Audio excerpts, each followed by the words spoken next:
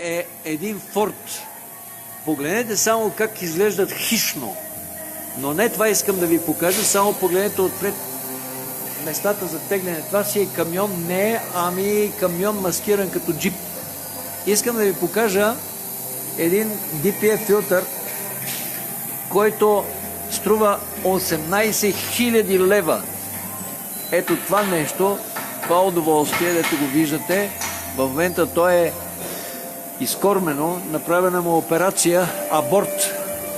Нали? Този филтър, този DPF струва 18 000 лева. Когато някой каже скъпо ми е, да знаете, че той просто няма пари.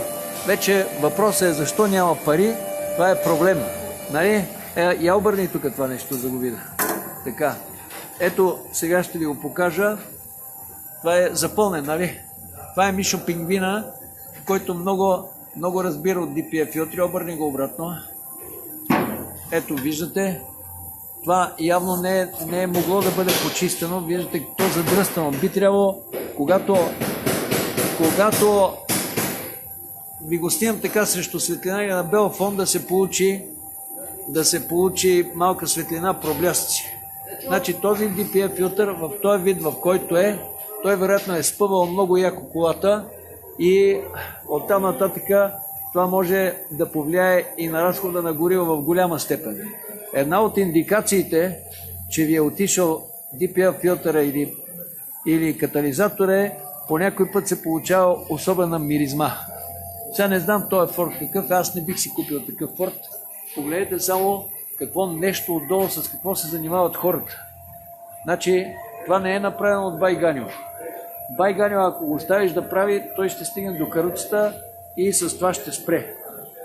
Ето, показвам ви само, това е в М-комплект Дружба на Димитър Пешев. Тук много често правим такива операции, нали, абортираме DPF-и и така.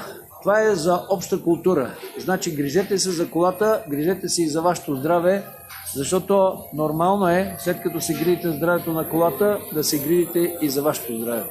Ето и тук една апаратура, която е за реглаж преден и заден мост, която е оптична апаратура.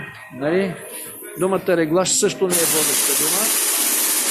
Картечното да сработи. Нали? И така. Оставам ви в размисъл. Абе, колко струва една такава гума? Порядък. Виждате, в България не всички са боковци, не всички са от правителство, но имат пари. А това е Дон Цеци. Няма да ви кажа това е Дон Цеци. Приятен ден, до следващото включване.